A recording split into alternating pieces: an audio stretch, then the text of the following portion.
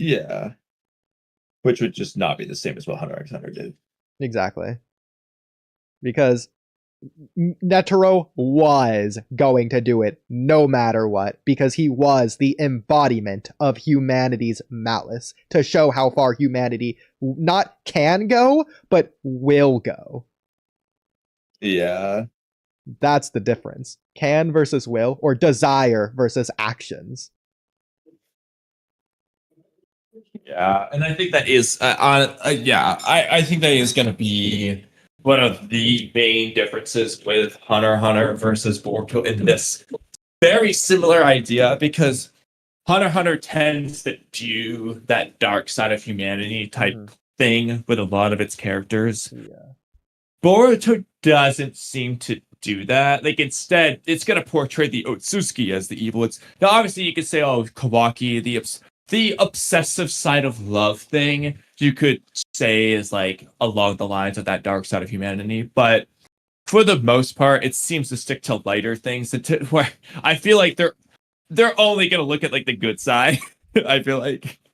Well, even I agree. If anything, Hunter x Hunter, because you agree it's looking at only the dark side in this regard, we might be overhyping or overinstating the emphasis of the importance of the Netero internal dialogue of, oh, yeah, I might waver if this keeps going on. If anything, Netero might have just been telling him that, like, as the antithesis to the other idea of someone like talking themselves out of it, to where they think they're gonna do it, but hey, if I say this, it's like a mask to wear. Oh, it's in this case, it's like to be bad instead of good. In this regard, it's almost the antithesis of whenever we use it otherwise. So what I could see here is, because at the end of the day, it could have just been a misdirect. Like, he might have, I assume when he wrote that line, it would be totally like Horikoshi to just not plan ahead at all. But I'm assuming when he wrote that line, he knew that Netero was going to do what he was going to do at the end of the day.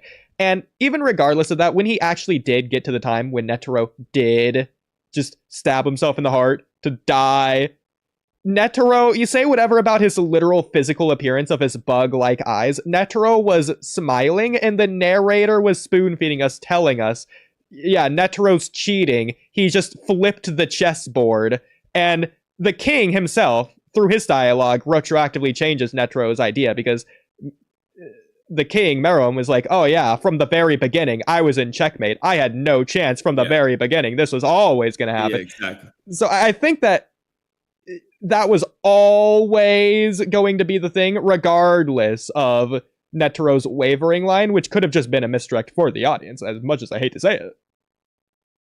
Yeah. Or like once he started yeah. Again, it could have just been... You could also just say a thing to where you could also just argue it's more like, I will stop listening to him. So kind of like, like Naruto stops, like, he's not trying to compromise with Sasuke. It's like he stops listening, essentially. It's just, I'm going to drag you back kind of thing. It could be similar to thing where he's purposefully like, I'm going to cover my ears to whatever you're saying, because if I hear anymore, I might waver. And once he stops listening, now, no matter what, he's going to do it. You could argue it that way. You could argue it. I disagree based on how it ends, because I would argue, you could argue based on the characterization, Netero just is an evil person, malicious, malice-filled evil person, and he doesn't want to be that, so maybe he's trying to talk himself out of it, something that he knows inevitably that he's going to do, because he doesn't want to be, like, he wants to see himself as a good person, but at the end of the day, he just couldn't do it. At the end of the fight, Meruem still wants to talk after all that, and then Netero's just like, yeah, you know nothing of the malice in the human heart. I'm gonna kill you. It's the unfair nature of humanity that killed Meruem, because Netero refused to change. I don't even know if Netero wanted to be good there, but he might have. But either way, I don't think it's that he was covering his ears. I think in the end, Netero accepted this fact that he will just be evil and cheat and show humanity's evil malice, just to say screw you to Netero as a bad guy. He died evil and wrong. All that. That's exactly what he wanted. So I don't think he was just like covering his ears so his heart wouldn't flutter at the last second as he was stabbing his heart. I think that was him uncovering his ears and accepting the fact that he's not going to do that. He's just not going to waver. Yeah. You could, yeah, I could Based see on all his- the arguments anyway. Yeah, based on his smile and everything. It's like, bro. But I don't think that's anything they're gonna do with Boruto. Like, now you could argue if there was a character they're gonna do that with, it would be Koji. But I don't think Koji's doing it out of like the evil malice of the human heart.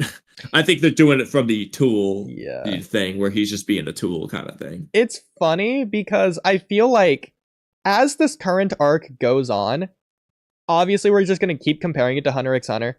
It's not even because I feel like at this point, the arc isn't getting worse because it's already at rock bottom. So the only way to make the comparison is as time goes on, I just realize that Antark was even better than I first thought.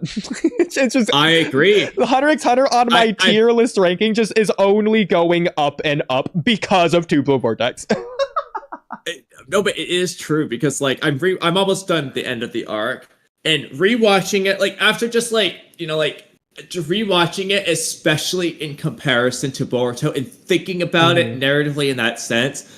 I appreciate the whole story for that matter, but especially the arc has just grown and grown and grown. Like I think it's so freaking good. Like I'm rewatching it, I'm like, dude, this is so good. Now, obviously, there's gonna be some small things like how much do people really care about Ikalgo later in the arc? Probably not that much, but like that's such a small, like the smallest thing ever. And it's not even that it's bad. It's just in comparison. Like you just want to see Merua more or Poof more or whatever. It's not even that it's bad. It's just that everything else is so good. And that's like the A story, B story with Meruem going and all that there with Killua, Pito, and Komugi, everything there, Netero even.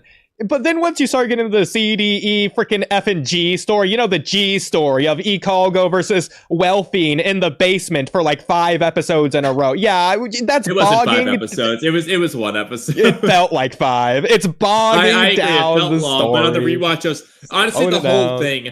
I thought the first part of the arc felt way longer the first time than the rewatch. It